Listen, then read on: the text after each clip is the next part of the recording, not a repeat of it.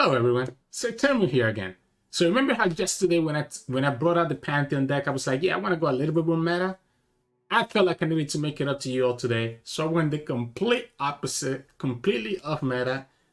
I'm pretty sure you guys have not seen this deck. For most of you guys have not seen this deck. So this is a Timelines Bandle City PNC deck. So it's not PNC and failure like you're used to. It's Bandle City PNC that is taking advantage of the combo of you using Timelines and then using Rissu the Silent Storm on turn 5.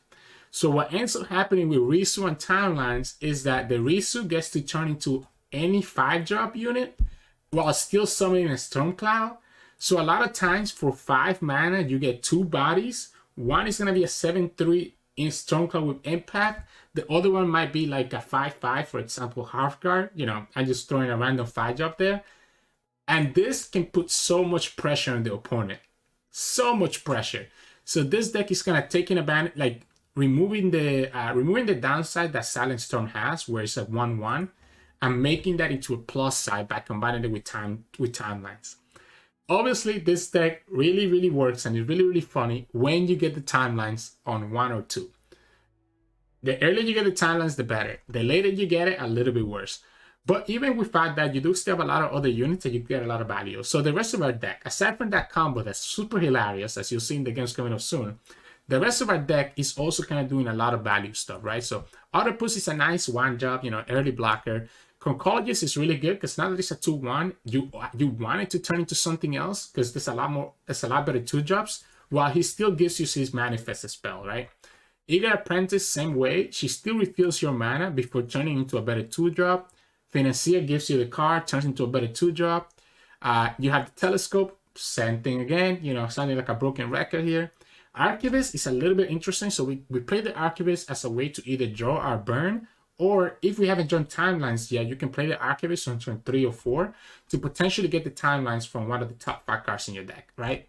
So it's a nice little way to potentially get the Timelines if you don't have it early on. Loot Travelers, what else can I say about it? You discard an opponent's unit and then you turn this into a better 4-drop.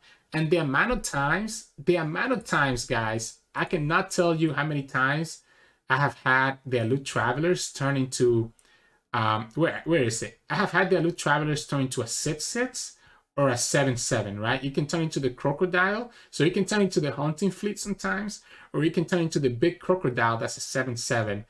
From Shadow Isles. And it's hilarious.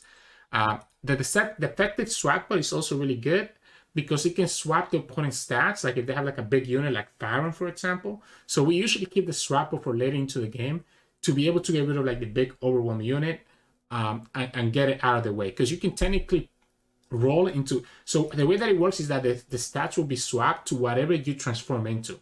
So let's say you transform into a 4-drop that only has like 2 attack, 2 health. You make the Pharaoh become a 2/2, and your unit becomes an 8/8, which is crazy. And then Tenor Terror is kind of like a smaller Rissu. It kind of combines the same way.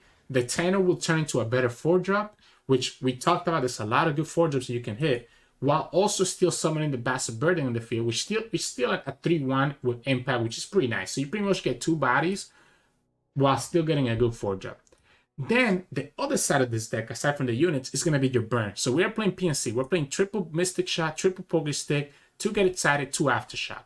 All this burn allows us to sometimes kind of play this like more like an aggro deck, where early on we play Timelines, we play all our units out, we go super wide with Tenor and Rissu, just do a bunch of damage to the opponent, just put so much pressure on them, and then just finish them up with the burn. Or the burn can be used to also, you know, be able to kill our opponent threat. And we play triple Time Trick as a way to potentially guarantee that we get the concurrent Timelines, or if we have the Timelines on the field already, we can go and predict into the Silent Storm. This deck is hilarious, and I'm surprised at how well it's actually doing. I think it actually has the potential to be a pretty good deck. It's going to play like an aggro deck, like an aggro combo deck that then finishes up with burn. So think of like Fizz Lulu, for example, except that instead of having a big Yorulinan turn, you just end up having big turns with your Rissu the Silent Storm. But anyways, hope you enjoy the games coming up soon. And remember, if you like the content, to drop a like below and also subscribe to. We're very close to 1,000 subscribers, so every subscription really means a lot to me. and drop a comment below and let me know what you think about this deck and any other fun ideas that you might have seen before. Like I just discovered this a few weeks ago. I was waiting to play it, so I'm glad I finally got to spin it around because this deck is a lot of fun. So if you have any other crazy ideas like this, even if they're off meta, just let me know below and I'll be able to play them on stream. Anyways, enjoy the games here soon, and I'll see you all at the end of the video for some mulligan tips. So in this matchup, we'll be going up against TF Taliyah. So opponent is kind of memeing, we're kind of memeing. We get the concurrent timelines on one. A Loop Travelers is actually, I think, very good, because a Loop Travelers will let us discard their Taliyah potentially. Ooh, double concurrent timelines not the greatest unless we get like Get Excited, right? That's probably the reason why we play Get Excited in this list.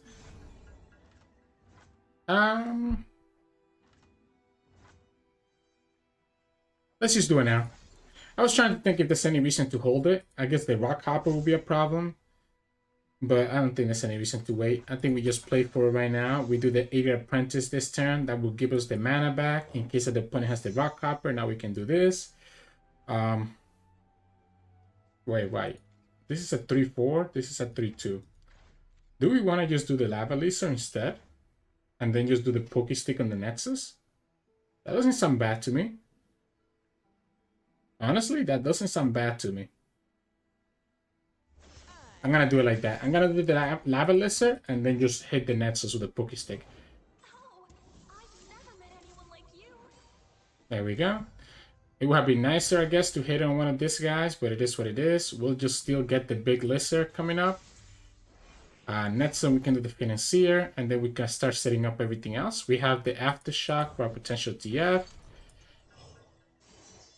Financier is gonna give us Give It All. I don't know if Give It All is great. I think it has to be Assembly Line, right? Assembly Line is probably nicer. Ooh, some workers, it's not horrible. The Eager Apprentice is probably a little bit better though, right? So that we can just block. Opponent has Make It Rain or TF, right? So now we set ourselves up for a Make It Rain or a Twisted Fate. In which case, let's make sure we do this first. Potentially discard TF or something else. The Teeny Dactyl is very nice. The problem is that we don't know if we're going to hit the Nexus anytime soon. There's the Taliyah that we talked about. Opponent is going to be able to hit our with Twisted Fate right here, which is going to be a little bit annoying. Ooh, not Twisted Fate. I think we still attack. So I think we still attack with everything, just because these guys are vulnerable to Twisted Fate or Make It Rain. So there's no reason to keep them on the field. Now it does mean the Teeny Dactyl doesn't trigger yet, but we can always do that with Mystic Shot next turn. Although probably want to keep the Mystic Shot for TF, right? The Sarcophagus is kind of annoying. The Runeterra's Path gives him a little bit of draw and a little bit of heals. Probably the 10. Oh, never mind. I was gonna say the 10 is probably the best thing here, but the Rissu is looking kind of nice. It has to be the tenor though, right? Yeah, the tenor is really, really good. Oh man, imagine if we had like a 8 mana card in our hand. I still think this is the best one though. I guess it doesn't work because it's a summon effect. Oh, tenor doesn't work. Okay, I misplayed. Tenor doesn't work because we hadn't summoned anything yet. So it had to be the Station Archivist. I'm still okay taking this though. Kind of rough that we didn't get the second unit, but I think it's still fine. We still have a 3/5 here that can block everything the opponent does. One is going to decide to kill it and get his Bark Piece. The problem is that the Bark Piece doesn't really do anything to us, right? We could just do the Mystic Shot right here to convert the Teeny Dactyl. I'm just debating if I want to keep the Mystic Shot for like Twisted Fate, and if I instead want to do the Rissu. Because what we probably want to do here is Rissu the Silent Storm, and this is the combo that we have with this deck. We get the Porous Lead, which is great. We get the Rissu. So no matter what, this is going to trigger just because of the impact. There we go. We attack with everything. We keep this back. It's going to be able to kill, trade. This one stays alive. Okay, well, he's still going to go ahead and kill it. We have another Rissu, and we also have the Assembly Line, which is making me feel really confident that we can actually just kind of straight up outvalue the opponent just by the number of units that we can summon. We do have to be careful though, because the opponent could have the Rite of Arcane right here. Right, and if they have the Rite of Arcane, that's kind of annoying against this unit. It has to be Rite of Arcane. I'm pretty sure the opponent has the Rite of Arcane. They're just waiting to play it. Or maybe they don't want to play it because maybe they have Taliyah in their hand. In which case, this is going to start doing damage every single turn. Second Rissu is pretty good. Swapbot is actually not horrible either because of Taliyah having a lot of stats. Yeah, there we go, like we talked about. So hear me out. I think we actually 4 sits, right? So we actually need to do Aftershock plus Mystic Shot on the Twisted Fate because I know the opponent plays the Hourglass. So by doing the Aftershock first, we're baiting out the Hourglass, which means that we can only play something that has 4 mana or less. I guess we can just do the Archivist. Oh, that's even better. So now we can just start with the Get Excited instead. The Stefan is pretty good. The Elusive is also very good though. The Elusive is probably better because it's going to be a consistent threat, right? We can Get Excited the Twisted Fate by discarding the concurrent timelines. We know there's going to be a Get Excited coming up soon. And then next time we can also do the Silent Storm on the Rissu. We can summon a second Rissu in and allow ourselves to attack for more.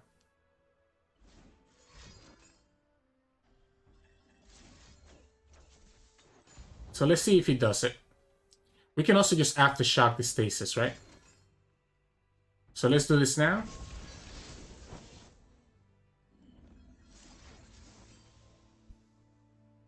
That way we play around a second Stasis. The opponent's going to have exactly Rider Negation to stop this, right? They could easily get another Taliyah here, which will allow them to duplicate this. Okay, they hit the Make It Rain. So they have another Twisted Fate then, right? So this is telling me that the opponent has another Twisted Fate and they're setting it up to be able to hit there. We just do the second Rissu, get the value here. The Inquisitor is probably the best one, right? Because he has a 5 health stat line. So it allows him to survive against almost anything. We still attack with everything here. If the opponent decides to block with Taliyah, we can Mystic Shot. We definitely, so this deck wants to be able to just go wide, like go super wide and be able to just push a lot of pressure. So I'm okay with the opponent doing this. We have blockers for the Sarcophagus, right? Because we can do the assembly line. And remember, we can also just try to burn the opponent down slowly. I wonder if that's better than worrying about Taliyah. Trying to think, am I worried about Taliyah? Or should I just burn the opponent down? We already killed one Taliyah. I guess the opponent could technically have Absolver, which would be a problem. We have blockers for the first 2 over here. She's still pushing a lot of damage. No, I think she's pushing too much damage. I think we need to just Mystic Shot her. If the opponent has the second Hourglass, then this gets punished. Doesn't look like they have it. Now, if they develop, it's not going to be enough. That's the third Rune's path, so we don't need to worry about that anymore. We can do the Detective Swapbot, or we can just do Assembly Line first, which I think is probably better. The stats from the Debat are pretty good, because we could potentially draw into something here that has pretty bad stats to convert this into... Oh, I guess we're going to have to do it on the Taliyah, actually. Well, let's do the Assembly Line first. Assembly Line will give me the blockers for the Debouts. Opponent doesn't have enough mana for Absolver. If the opponent attacks like that, I think I'm willing. That's 4. That's 10 damage. Oh, okay. If he's willing to do like this, I'm fine. If he doesn't, I'm unwilling to take this 10 damage. What if I am? What if I am just willing to take this 10 damage? Opponent already used 2 of the other stuff. Oh, here we go. We got the perfect one. This is what I was looking for, the Mystifying Magician, because now this is going to be a 2-2, meaning he can die to almost everything. Opponent's down to just... Opponent only has 4 blockers. We have 6 attackers. No matter what, we're going to push 2. The impact is 3. We know we're going to get another Get Excited at some point. So this should be very close to lethal. Opponent's going to have to sacrifice the whole board regardless. I guess they get another Sarcophagus. As long as the opponent doesn't have something crazy, they should be dead here. Because remember, we're going to be drawing a Get Excited from the Archivist. Because we know there's at least one Get Excited in the top 5 cards. Alright. So Quicksand does punish us a little bit. Opponent doesn't have any more Taliyahs though, so now it's a matter of do they have the burn to finish us off. I still think we go for the Archivist, because if we top deck the Get Excited after this, after the Archivist, then we're in a good spot, right? Yeah. So let's Get Excited. We can do...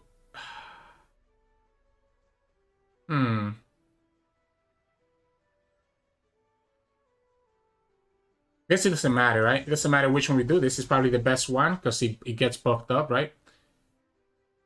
We could do... Because we know we're going to get another Get Excited sometime soon. He's probably coming up in the next card or two, by the way. So it is a pretty good chance that we're going to get it. I'm just trying to think if I want to do the Octopus first. No, we just do it like this. We just do it like this. And then if we draw the last Get Excited, we just win the game. We have another swap bot to be able to stop us. We didn't get the second Get Excited. We just passed. That's no reason for us to do anything here. Opponent already used triple of the Runeterra's path. So it's very unlikely that the opponent has any more burn in their hand, except for like Make It Rain. I'm going to keep the swap bot in case that we need to swap like a Taliyah or something. Because his units are going to have the things, right? Taliyah just kills us anyways, right? Because she's going to have Overwhelm. I don't think we're ever beating Taliyah, right? No, there is a chance. No, there's no way for us to beat Taliyah. So I think we just go ahead for the Rissu. Oh, that's a pretty good card now. That's a pretty good card. I'm just upset that we did, because we saw the Get Excited like 4 turns ago. That means the Get Excited was the 5th card on the top of our deck. It's almost guaranteed that we're drawing the Get Excited next turn, giving us the burn to be able to kill him. Twisted Fate is not enough, even if he has the Overwhelm, because we can just block with the Vanguard, right? Because Twisted Fate is going to be a 4/4 with Overwhelm. So it could be Taliyah right here. If it's Taliyah, opponent's going to win. Because Taliyah, well, I guess we can block with the Calgary, but it's not going to be enough because then the Taliyah Overwhelm is going to be enough to kill us. If it's Twisted Fate, it's not going to be enough. And it looks like it's Twisted Fate. Because remember, we already killed 3 Taliyah. Actually, it can't be Taliyah. We already killed 3 of them. Didn't we? Okay, so he's going to try to go for like a Make It Rain play right here, I guess. We keep this in our hand because of the Get Excited. Opponent could have like Make It Rain, Make It Rain. Oh, he's going for it. Yeah, we have to keep this in our hand because of the Get Excited. We just win through the Impact and the Elusives, right? And there you go, like we talked about. We knew the last card was going to be a Get Excited, so... It doesn't matter, right? Because he's able to block everything. But he's just dying here to just the stack no matter what. So I guess we just keep this back. Everything else can trade pretty good versus him. So he dies to the Impact and the Elusive. That's exactly 3. If the opponent tries to do something, we Get Excited and also finish them off. Whew. That one was close. We misplayed earlier with the 4-drop. That would have given us an additional unit that we can attack with. There's the Quicksand.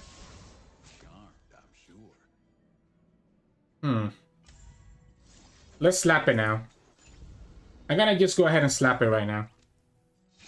I don't want to give him the chance to do like double Make It Rain to respond to this. Like right now, double Make It Rain is pretty bad for him because we have all these units on the field, right? So by doing the Get Excited on the stack right now, we guarantee that the Make It Rain still has really bad odds of hitting our face. So yeah, there we go. Timelines, Rissu combo. That's all you need. GG's. So in this matchup, we'll be going up against Pantheon Yuumi. Now, this deck does like to go really wide. The problem with Pantheon Yuumi though is that they can go really, really big, really, really quickly. I actually think we need to hard mulligan for the timelines first, even though we have to kick the Rissu out. Okay, we get the timelines, but now we have an awkward hand where we don't have a lot of like cards, right? We should have done the timelines here. There's no reason why we didn't. I guess we don't do it because potentially get excited. Oh, that's a pretty good hit. That's a pretty good hit. So there is a pretty good hit because we can potentially hit the Pantheon, right? So we can potentially hit the Pantheon with this. Oh, I'm passing. If the opponent wants to pass it, I'm completely okay with that. And we get the Rissu. We got the Loop Travelers. We got the Rissu. Opponent unfortunately gets Pantheon anyways. Is it even worth it now to do that? Or is it just worth it to go wide? I think it's better to just go wide. It's actually kind of funny. I think it's better to just go wide. And I actually prefer the Grenadier here because he's pushing a little bit more damage and he also has impact. And we made the same misplay that we made last time where we played this card before we actually did anything. What are the chances that the opponent gets greedy here?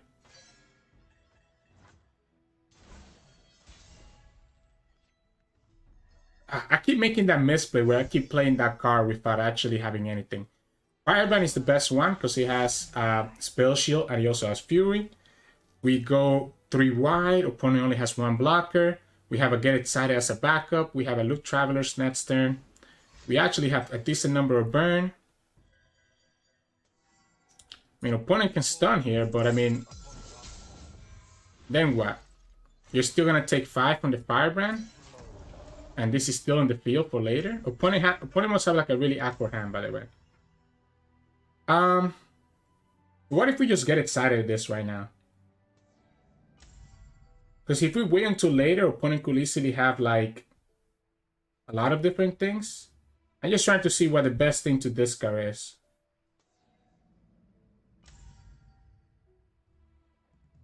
I hate discarding the burn.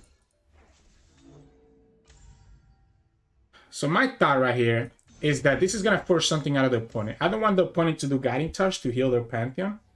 So this is fine. This is going to be 7 damage. It's not going to be enough. He needs to commit 1 more spell here. Double Sharp Sight. Alright, so we take out the Double Sharp Sight out of him. Pantheon is still going to be at 2 HP. We still get to trigger this. Opponent's going to be very low on cards, right?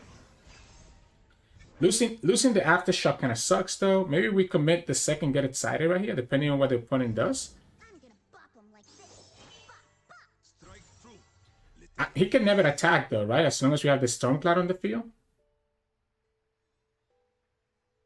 Yeah, opponent can never attack as long as we have the Stormcloud on the field. Thermo is huge. Wait, Thermo is actually really huge. Let's do the higher gun. Because if the opponent attacks, right, they're in a position where, like, if they attack, they're going to be in a very bad spot, right? I think it's fine to do the time trick right here and be mana efficient. We could also just commit, let me see, we have 3, and we're going to get 4, 5, 6 mana next turn. So we're going to have a 9 mana thermal. The opponent's going to be a 6 HP. And now I think it's better for us to go wide next turn, right? We just do this. Get the second Rissu, and then just go super wide. Opponent still cannot attack because we have the Stormcloud on the field. Yeah, there you go. Summoning the Rissu still leaves us mana for Aftershock or Get Excited. The Mountain Drake is huge because it's pushing 6 attack. Opponent's in a big trouble here because all they have is just a single Pantheon. If they have single combat, they don't want to spend it on this. We can still attack with everything.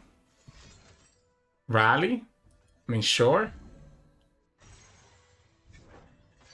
You're still dying, right? Maybe we just go face at this point with the burn. The Pantheon is gonna be able to level up next turn. Yeah, this is still lethal. Opponent's gonna need to have like the opponent's gonna have to have the Concerted Strike, right? And if they block like this with Concerted Strike, we just Get Excited the Pantheon. Oh, wow. It's going to be single combat then. It's going to have to do single combat just to kill one of the other units and also sacrifice his thing. If it's double single combat, it gets punished by Get Excited. And the opponent loses the Pantheon and we have the Loot Travelers. So how did they beat this? Sharp sight? Single combat? So he does the double single combat, leaves at 1 HP, and then we just aftershock and finish the game.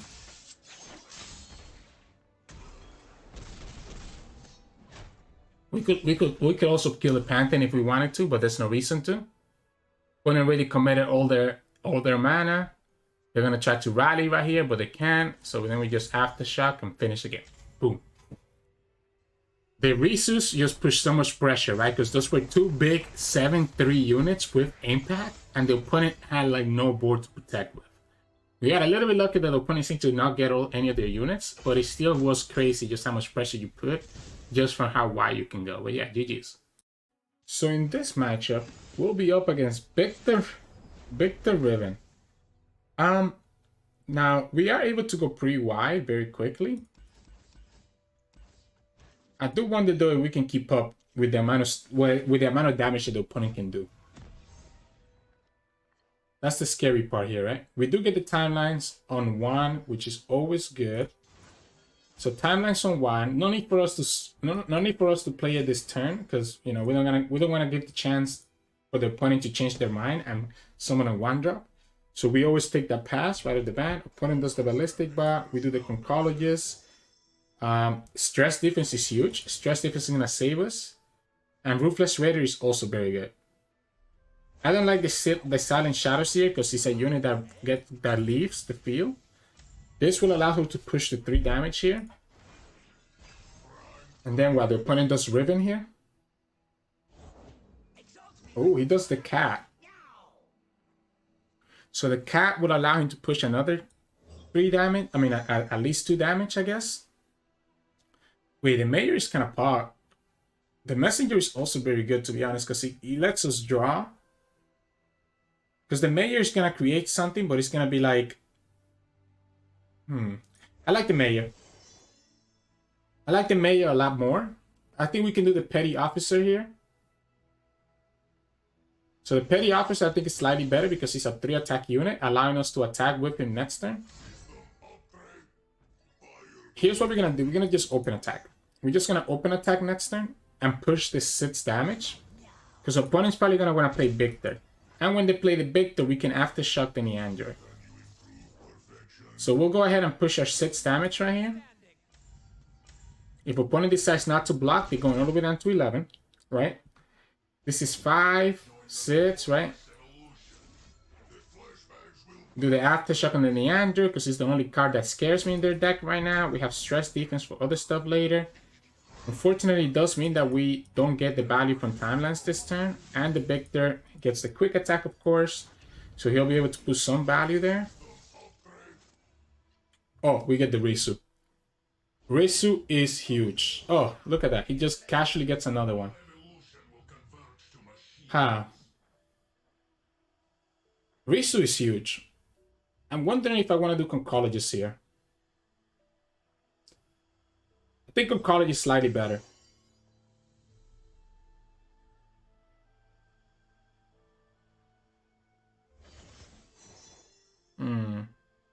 We can quicken this one out of the way. I just like units that have 3 attack, right? He's gonna be able to do this, which means that the quicken will never touch the Viktor. But we can at least bounce this one back. Right?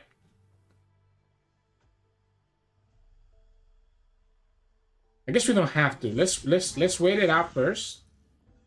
Let's wait it out first. He gets Challenger too. Quick attack Challenger? Are you serious?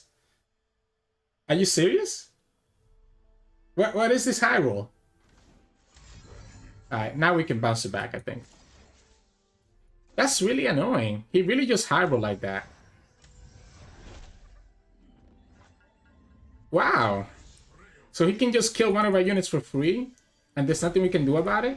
Good thing is that we can go wide next turn, and even if he blocks with the Viktor, he would just die to a Pokestick, right? Wound Runner is huge because of the Overwhelm, but I wonder if the Colossus is actually better. But I like the fact that the Wound Runner has Spell Shield. So I think the Overwhelm Spell Shield is very good here. Because it means that he can, like, he's gonna have a tough time finding blockers for this, right? Especially since we send the Neandre back. So he's gonna have to potentially sacrifice his Viktor. We attack with everything here. If he blocks with Viktor, we can pokey stick the Viktor. He's gonna die. Like, if he doesn't block, if he doesn't sacrifice the ballistic bot, he's literally gonna die. And if he does the mystic shot right here, then we just do the pokey stick, right? He could be get excited, I guess. This is still lethal. So he has to be get excited on this, right? If he's get excited here, I don't think you ever kill with that Viktor. We just commit the pokey stick right now before the opponent can do the head score upgrade. Opponent lost all the value from the upgrade, midnight, and the ignition, and they lose all their units. We have Mystic Shot for the Risen Rider next turn, and we still have a pretty good hand. And we have the stress defense if one of his units ever gets pretty crazy, and we draw the second Rissu. Rissu is usually better to play on our attack Rissu is usually better to play on our attack turn, so we're just gonna do this. Scholarly Climate is not bad, honestly, but it's probably not important enough. I think at this point we just go for like more low value units. Because what? Scholarly Climate gives us, I guess the Faithfolk is not bad. Is there any 7-drop that I want to convert instead of the Faithfolk? I guess the Faithfolk is not bad. Any one of these is pretty good. The Archivist is probably the best one though. Giving something +3 though is pretty good, but I think the Archivist is still the best one. He does the ballistic bot here.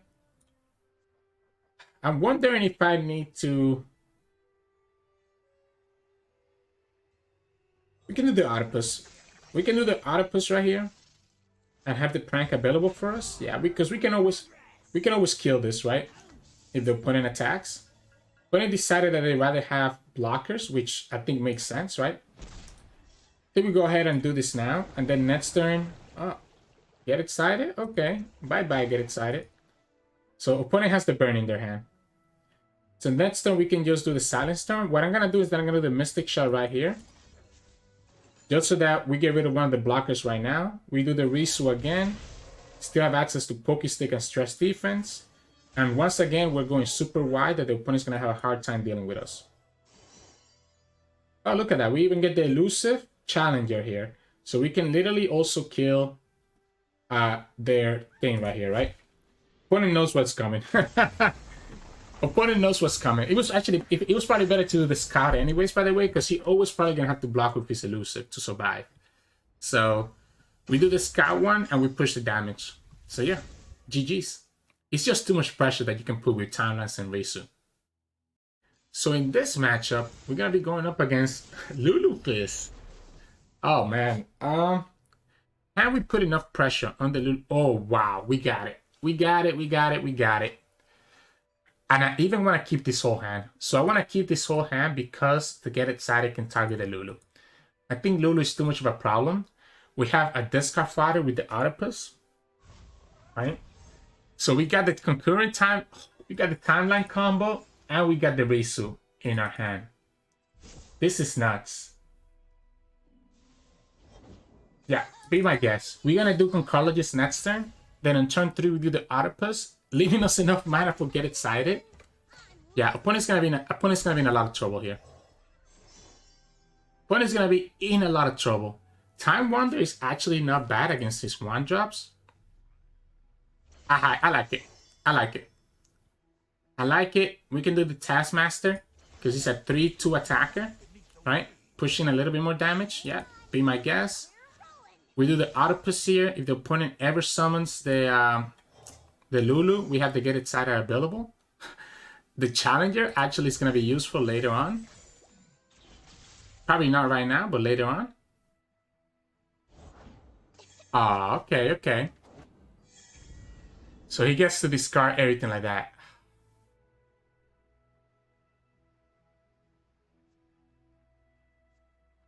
I'm okay passing. I'm okay passing here because I can block however I want and we can give Challenger to this one later. There's the Lulu that we talked about. We do this. We kill the Lulu. This is exactly what we kept the get excited for, and because we killed Lulu here, now we enable the tenor as well. Be my guess.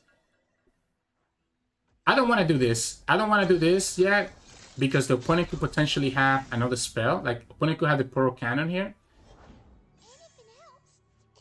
You just gave us the blockers. We get the lifesteal as well. I think the lifesteal is probably slightly better. Yeah, I think the lifesteal is slightly better. That way we don't go too low too quickly. Opponent's gonna decide that they want to just be able to play Yodeling Arms next turn, by the way. But opponent's gonna be forced to block right here. Oh, look at that. We even get the Slippery Waiver, so we get a elusive blocker, which I think is actually worth it because Fizz is potentially a problem. The Maiden is also pretty good, though, because she has Overwhelm plus Regen, meaning that she's always a consistent good blocker. And now what? Like, I still think we attack with our 3-1s, because it's going to settle the Time Wonder, right? On the Yodel Captain. Yeah, I think this is fine. We can refill our board with another Silent Storm, right? He decides not to block with the Yodel Captain, so we only push the 4 damage. It's pretty smart. He must know that we have a way to kill it. I guess, yeah, I guess he's playing around the burn. So opponent's still down to 4 cards, though. We still have a blocker for almost everything that they can do. We still have the Time Wonder in the field available for us. Yodeling Arms. Let's force it. I think we force it. I think we force the opponent to have it. We force the opponent to have the spell. If the opponent has a Mystic Shot or a Pearl Cannon, they can do it. Okay, I mean, that's slightly annoying because now we lose some blockers, but I'm still okay with this. The opponent decided to go that way. We can still just do Conchologist here. It's better to do Telescope, though. I think it is. Ooh, that's pretty good. It's a pretty good card. That's a pretty good card for later on. No matter what, he's going to be able to kill both units here. Because we're going to have to block, right? He can just pull this one. Yeah, exactly. He always does like this. We take the 6. We do another Rissu next turn. Allowing us to potentially get some value. If we get a Challenger, opponent's going to be in trouble. We don't get the Challenger, but we do get the Raboon.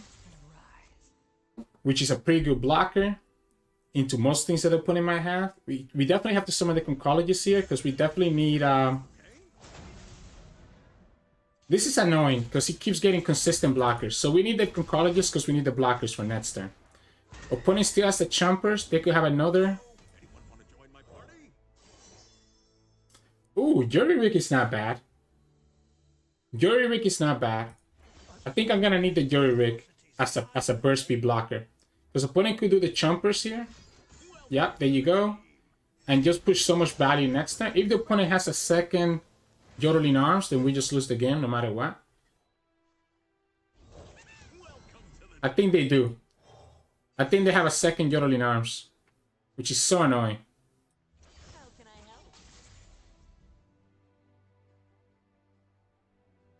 help? Okay. Still pushes 6. Meaning that we're still in a bad spot. Could potentially push 8. Opponent's not playing around our Jury Rig. So we can go like this. Kill this. Let's see if we find anything interesting here. The Financier could give us an out. Opponent we still go down to 4 HP. If opponent has Get Excited plus Pokestick or Double Mystic, we lose the game anyways. We can try to bounce back his units, and he can just replay them anyway, so I don't think it matters. So it's going to just depend on whatever we get from this. Minimorph is pretty good. Assembly Line is also pretty good, but the elusives are still killing us. Maybe Hidden Pathways? Is there any out that we can get here from the Hidden Pathways that will actually save the game? I don't think there is, so I think it has to just be the Minimorph, unfortunately. So I'm trying to think of what outs we have. And there's no outs that I can think of. We can make him replay. We can replay this. The Bright Steel is pretty good here. We can make him replay everything. He's gonna have to replay the Yoro Captain again. He still has enough blockers for everything because we're only pushing 7 damage here. Minimorph only targets one of the elusives, right? Minimorph only targets one of the elusives. We only push 5 damage. Opponent's still gonna have 2 and 2. And if the opponent gets like literally anything else, like if the opponent gets another elusive here, they win the game. Decides not to block with the Yoro Captain because he's scared of us having Mystic Shot. So he's been playing around that the whole time. Gets the second elusive with the impact. Gets the third elusive right here. We're gonna need to have like a Mystic Shot here. Opponent got a little bit greedy here. So, but if the opponent has the Mystic Shot, we lose the game. Or get excited, we lose the game. I guess he could potentially join into it by us doing this. There's the Mystic Shot. So we discarded the Mystic Shot. Opponent could potentially still have a second Mystic Shot. Doesn't have it. That's pretty good for us. Oh, come on. He got the best card that he could have gotten from the Bone Jib. He literally got the best card he could have gotten from the from the Scrap Head, by the way. I think it's Terror. I think it's Terror, and we can kill his board, right? The lifesteal doesn't matter here.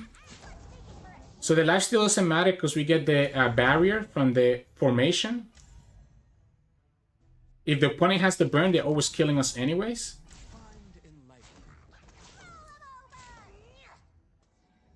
We could just go for the lethal. Why did we do that?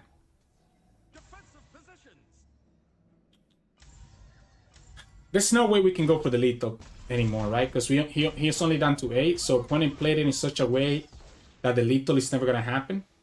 What we can do is that we can aftershock the elusive. If opponent gets another burn, they win the game. We can aftershock the elusive, which means that we don't die to the open attack. Opponent's going to be able to heal all the way up to 15, and it's literally a matter of time before they get the burn. Oh, never mind. They get the second elusive. And we don't have elusive blockers? Come on. Like, him able to get all those blockers from that other card was huge for him. Yeah, we couldn't have gone for the lethal anyways. Ah, that was close though. That was close. But he literally got the best hit from Scrap Head ever. Allowing him to refill his board completely. So yeah, GG's. Because otherwise he would have to sacrifice his Poros to be able to survive our next attack. So in this matchup, we'll be going up against Lulu Fizz. Okay, so we lost against Lulu Fizz once today already. And we get the rematch. No timelines. Definitely have to not... I cannot mulligan everything away. So even though we don't get the timelines, I think I need to keep the Concologist. Usually I will hard mulligan for the timelines. But we need the early blockers. No timelines is a big deal though. Now, okay, at least we get the Archivist. So the Archivist... The reason why the Archivist is so good in this deck is because it lets us potentially join to this. I think we just go ahead and do the Conchologist. Face Proud? Obviously, we ended up not needing to have the Archivist available, so it's pretty nice. The good thing here as well is that we can do the Apprentice and still have 3 mana to be able to target a Lulu. So the Get Excited is so good versus Lulu. Right? Or Patch Poroba. Arena Battlecaster is actually pretty good. Yeah, the Battlecast is actually not bad. Because the Porobot is always going to die to the Bomber Twins anyways. So if the opponent has Lulu, we have the way to kill the Lulu, which is the most important thing in this matchup.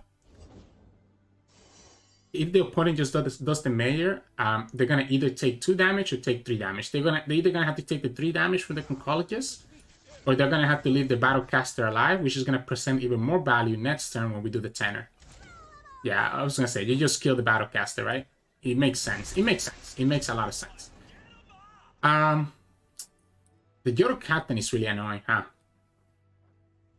Yoro Captain is really annoying here against us. What we can do is the face sprout that will trigger the tenor and allow us to do the tenor, because the tenor requires us to play a creative card or to kill a unit. Oh, it's a Lulu time.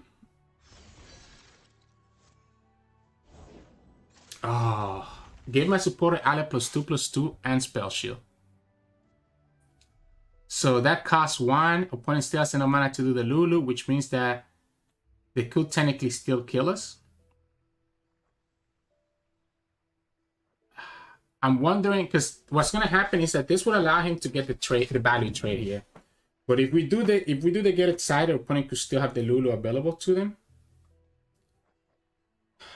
So I wonder if I'm just supposed to do Conchologist. I think it has to be, right? I don't mind the second get excited. And the Bomber Twins is not bad. So opponent can... Okay, so that was not a Lulu, which means that now we can just go ahead and do this. And just kill the Mecha Forcer. So now the opponent doesn't get the free value from the Chompers. So that's kind of like if the opponent had a Lulu right there, right? And then next, so we can go wide with the tenor. Because we have triggered him now. Opponent decides to keep their hand, which is telling me that they're going to have... Ooh, this is pretty good. This is very good. This is very good because it gives us the ping to be able to kill one of their units. Even if the opponent blocks the Grumble Slug here, for example, we'll be able to ping it with the Poison Dart. So the fact that the opponent kept their board, by the way, tells me that the opponent probably has Yodeling Arms in their hand. The problem is that if they don't start blocking, they're going to lose very, very quickly. Remember that we also kind of play like a burn deck here. Now, we have drawn most of our burns, so it's a good chance that the Archivist might whiff. So we have to be careful about when and how we use the Archivist. But if the opponent, opponent has to do something here, right? Because this is a pretty good attack. And he's not going to have any good blockers. I guess he could have like Pokey Stick for this. And could have like Mystic Shot. But then that means that's burn that's not going to our face. It's going to be the Portal Cannon instead. Alright. I'm still willing to just attack with everything here. Push a lot of damage. Opponent obviously going to block with the Daring Portal right here. Because there's no reason not to. Since we have the Poison Dart in our hand. That Daring Portal is always going to die. This is going to do a lot of... Wow! Wait, we just win. Wait. We just win the game now. Those opponents saw me playing Pokey Stick and get excited. Wait. Wait, opponent. Man.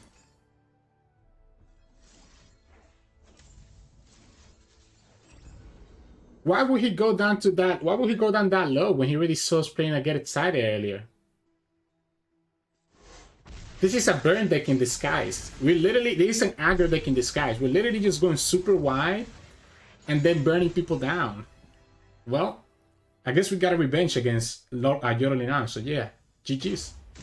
And we got to that was the game that took us to 300 LP. 300 LP using Timeline's Rissu. GG's. So in this match, we'll be going up against Galio, Kindred. So this is going to be a game that wants to go late game because they're going to have access to the Cithria. But look at what we have for Miss Cithria. That's a huge hit. I like this hand. Usually I will kick back one of the 2-drops, but I think it's fine so that we can get the value from concurrent timelines every single turn. Right? We even have to get excited for the Kindred, which is very good. I think we can aggro them down quicker than they can do anything to us. I think we can actually aggro them down much quicker than they can do anything to us. Because then we also have the burn available now. Let's do the Financier first. Oh, we even get the Minimorph now? Is Keeper Buried better than Minimorph? The Keeper's Buried deck might be better than the Minimorph. I guess it's the same. It's more or less the same. No, the Keeper's Buried deck is better because he actually removes the unit from the field, right? This is not a good hit. I wanted to be able to get one of like 3. I wanted to be able to get a 3-attack unit because the opponent could easily have had the Opponent could easily have the Broadwind, which would be really annoying for us. Sometimes is also very good, I think. A nice removal tool. And we high roll with the Boxipus. So now we high roll with the Boxipus, allowing us to target anything that the opponent summons. Otherwise, we just push for 5 damage, which is pretty good. Next time we do the Aloof Travelers. Okay, I mean, we'll do like this. That's fine. We'll just push the 2 damage. One is probably going to have Kindred here, is what I'm guessing. Is what they're trying to go for. Oh. So I guess we just do this. It's going to be able to kill both units. That's the only problem. Yeah, I think we just do this. Let's just get rid of their combo. And, you know, casually get a 6/6 as well on top of that. Bye-bye Galio. That means that the opponent has no Matron and no Cithria. So the opponent's hand doesn't have the combo yet. We have a 6/6 on the field now. And we're going to have Rissu next turn as well. To just get so much value. And this is where these decks start going crazy. You saw how like the 4/4 turned into a 6/6? Oh, that sucks. Because they could easily get their combo now, right? They could get the Spectrum Matron or the Cithria here. But I don't know if the opponent's going to get to turn 8. Not with us having double Rissu on the board and having all the burn here. Like, I actually don't think opponent's going to get to turn 8. Like, look at this. Oh my god. We even have the Elusive. I think the Elusive is much better than the rear guard. So what does he block here? Like, you want to block the Storm Cloud.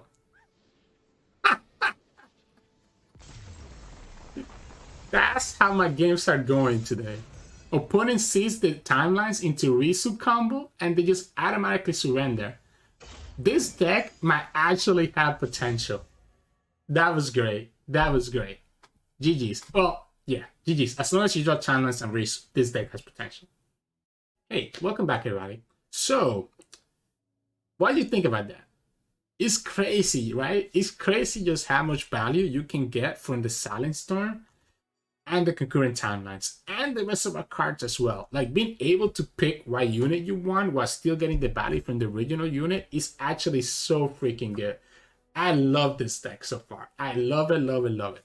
In terms of mulligan, this is going to be the shortest mulligan tips ever because it's very simple. Hard mulligan for concurrent timelines. If you don't have timelines in your hand, kick out all 4 cards, unless you think that you need some early blockers. Like you saw against that Lulu Fizz deck, I did keep one of my 2-drops just so that I could block their initial aggression. But aside from that, just hard mulligan for timelines every single time because you need to get it to make this deck work. That's the easiest mulligan tip you will ever hear. Anyways, if you really have timelines though, you can start keeping some of your other units. If you have timelines and you have Rissu in your hand and you have another 2-drop, I actually will keep Rissu. Because you're bound to draw into more units to eventually build up to that Rissu. But because the combo is just too good with Rissu. But anyways, remember, if you like the content, to drop a like below and subscribe to it. It will really help us out a lot. And you can also catch us at Twitch at Sirturmund. We're streaming 3 to 4 times a week. And you can also find us on Twitter and Discord. The links to those are both in the description below. Thank you so much for watching. And I'll see you all again tomorrow.